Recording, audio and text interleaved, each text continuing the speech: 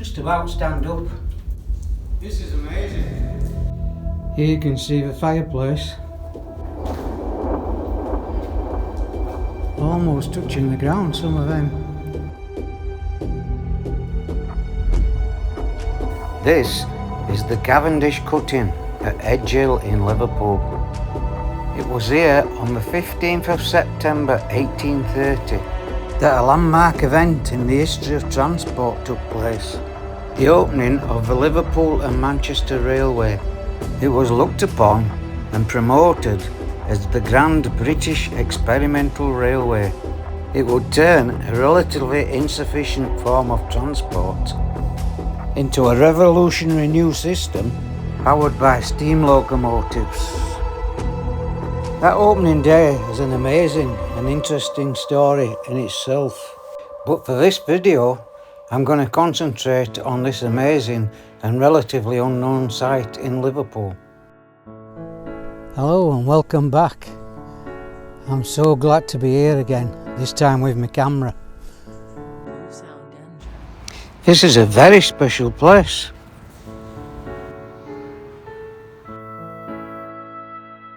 This is the site of the first ever successful steam locomotive railway in the world.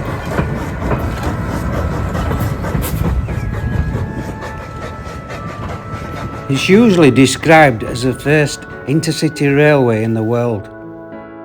Although strictly speaking, neither Liverpool nor Manchester had city status at the time. There had been various railways before, but this was the blueprint to the railways as we still know them today. The railway had many firsts, including the first railway to be double-tracked in its entire length, the first to have a signalling system, initially by hand signals. It also provided the first ever mail service by rail. It should have been regarded as one of the most important sites in Liverpool, but it hasn't been up to now.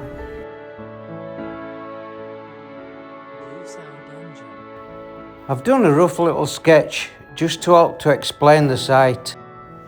The reason that this area was created was that Liverpool Town Council would not allow, under any circumstances, steam locomotives to enter inside the borough.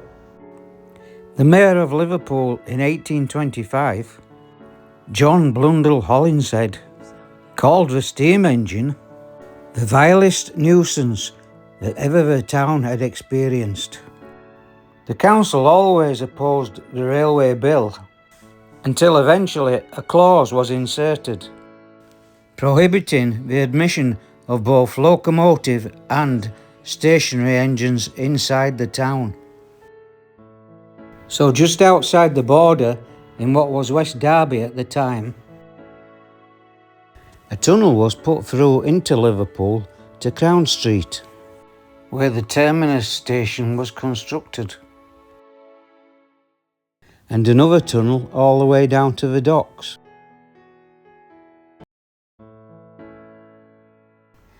The tunnel down to the docks follows the line of the air shaft that you can see in the distance there. And the Crown Street tunnel actually came up a slight incline on the right there into the station, emerging round about here where the trees now stand. Passengers would board from this station, then the carriages would come down the slope by gravity through the tunnel and into this area, where they would then be attached to the steam locomotives waiting in this area. Returning trains would have their carriages uncoupled and pulled back up into the station with an endless rope system attached to a static engine. Rolling stock from the docks would be pulled up through the much longer tunnel using the same system of static engine and ropes. The static engines were housed just here in a building that gave the impression of two elegant towers with a decorative arch between the two, but the engines were actually inside the towers.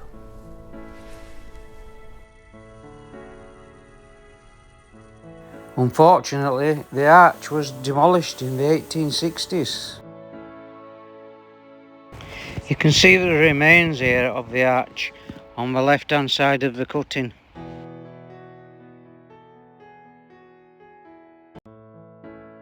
The arch was of Turkish design and became known as the Moorish Arch. Of course, although George Stephenson was the chief engineer of the railway, he didn't design this arch. It was designed by the well-known Liverpool architect John Foster Jr. This was known as the Grand Area.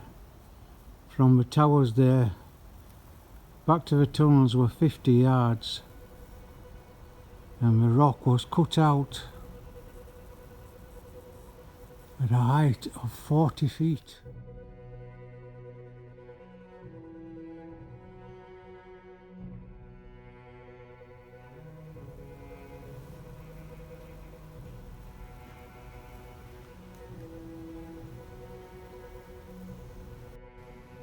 We'll go inside and explore these tunnels in part 2 of this video. But first we'll have a look into the rooms that were cut out of the rock. There were various functions for these rooms, including storerooms, mess rooms and boiler houses. And the engineer's steps, which you can see here, overgrown now with vegetation, and still leading up onto where the towers used to be.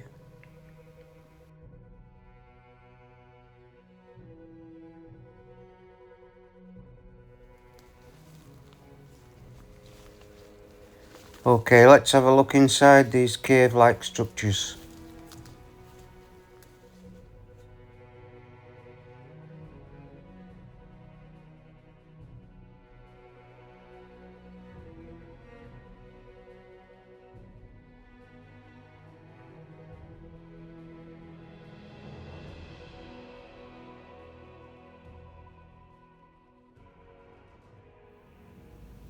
See the big roots there from the trees above.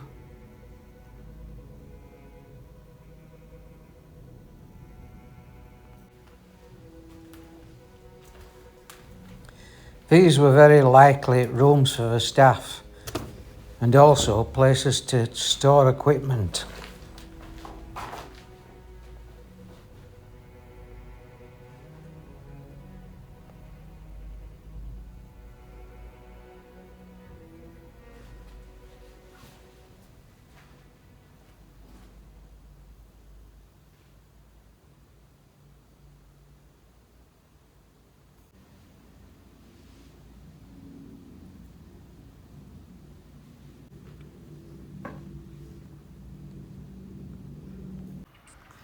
This is the largest cutout of all these spaces.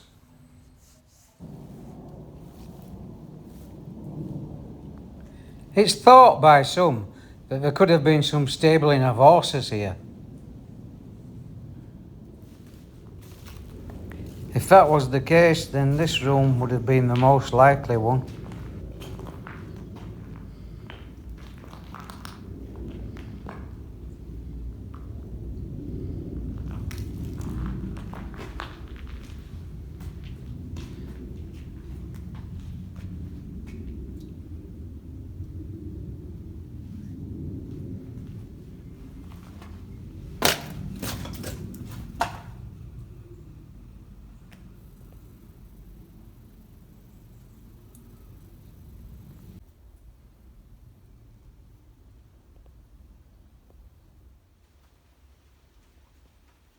This is the passage that went all the way across the back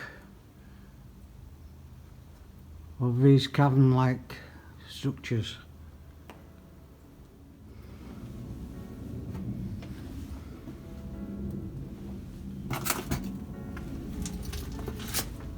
I can actually get through here.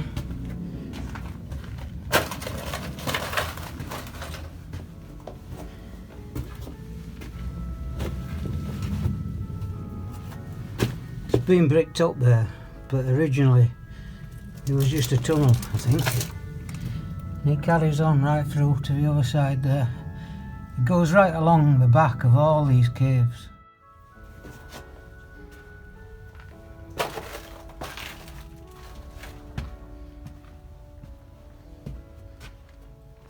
Now these two big entrances, two together, which were very close to the arch, these were the boiler houses.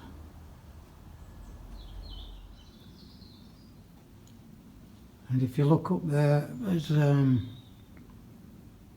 what looks like a flue going into the rock. Now that would have gone on to the big chimneys. The chimneys stood more than 100 feet above the tunnels. Although these were practical chimneys, they were also built to be ornamental. Built with checkered brick and ornamented with stone pedestals and capitals. One pedestal remains to this day, as we can see here above the cutting.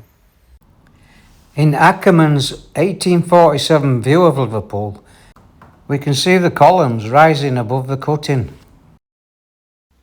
and the tops of the Moorish arch further back.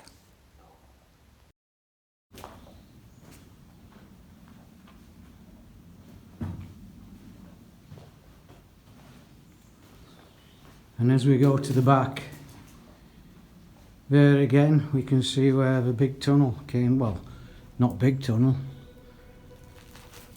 that's where I was earlier.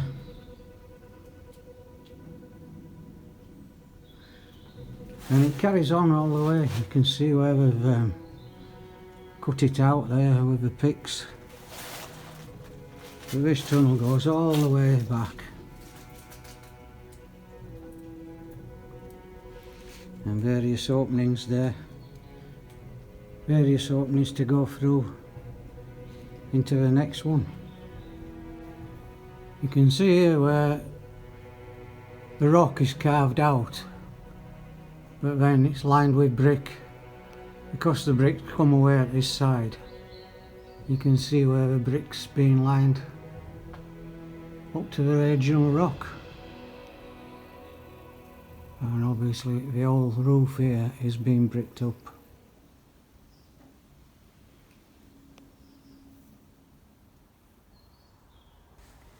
The next one seems to have been a mess room.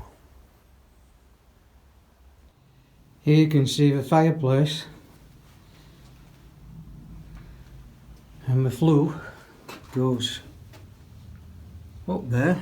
Don't know if you can see that, but the flue goes up there and it comes out at the front.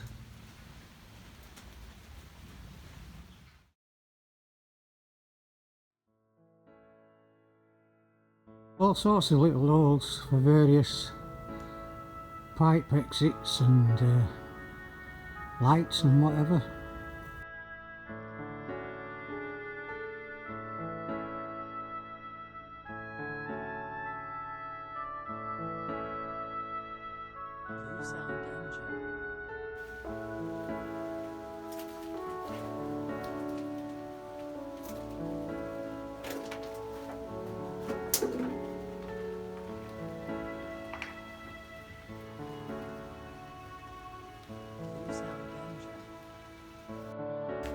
This one here was actually bricked up at one time, as you can see on this photo. Also on this photo we can see the engineer's steps, which are still there, not in very good condition, but they are still there. The steps went up 2 flights.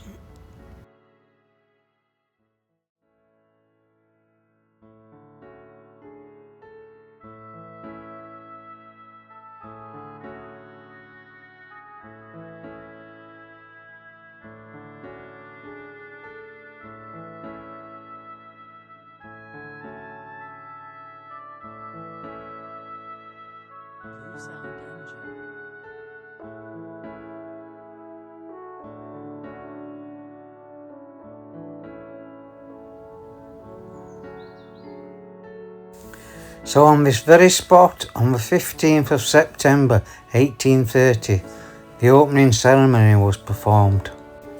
But like I said, that is an amazing story in itself, and maybe I'll tell that story sometime in the future.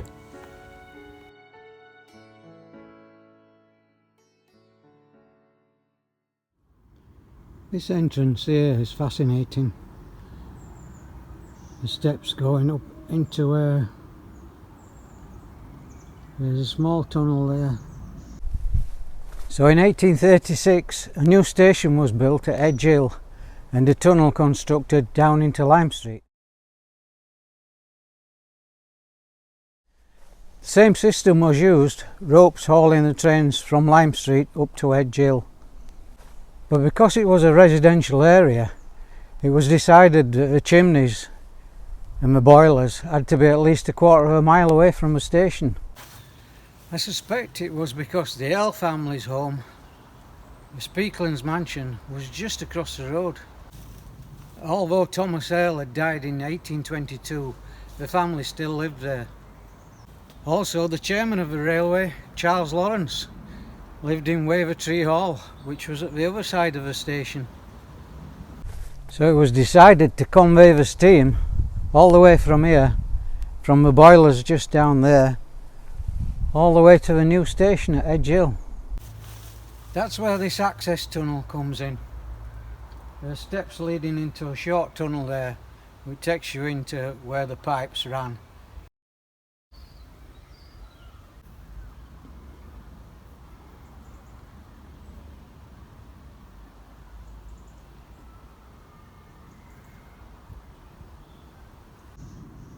Now let me show you inside.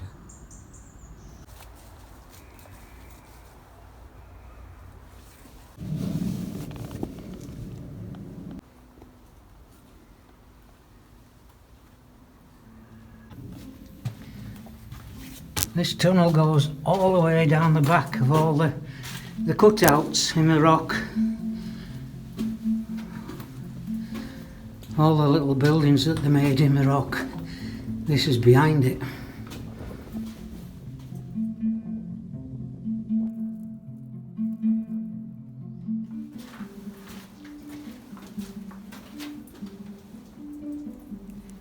This gives you an idea of just how the diameter is,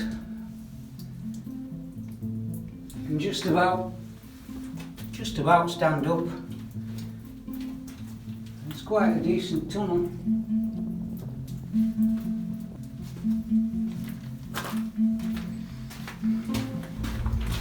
Going back the other way now towards the entrance, which is just here on the right.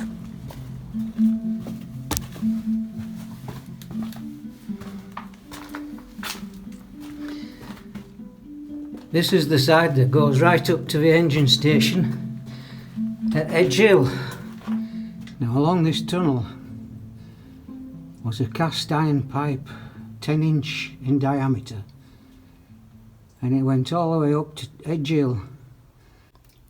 What we now know of Edge Hill cutting, but it was a tunnel originally.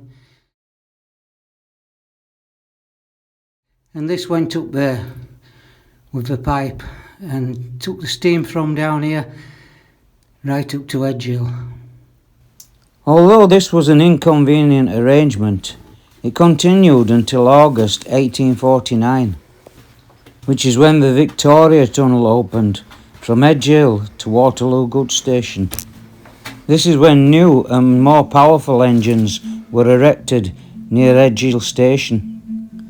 These new engines would then work the cables for the Lime Street Tunnel, the Wapping Tunnel and the Victoria Tunnels. So not long after this, the Moorish Arch and its engines were removed. Now, being on my own, I'm not going to go any further, just in case. So I'll turn around and head back the other way.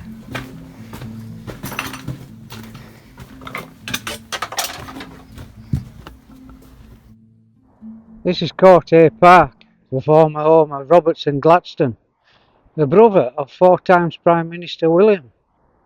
His uncle, Robert Gladstone, was on the 1824 committee of the Liverpool and Manchester Railway. This little road here is made up of stones from the original stone sleepers of the railway. Obviously, he was in a position to acquire these when they were no longer used. You can see where the pins have been in the stone, where the track was laid on top.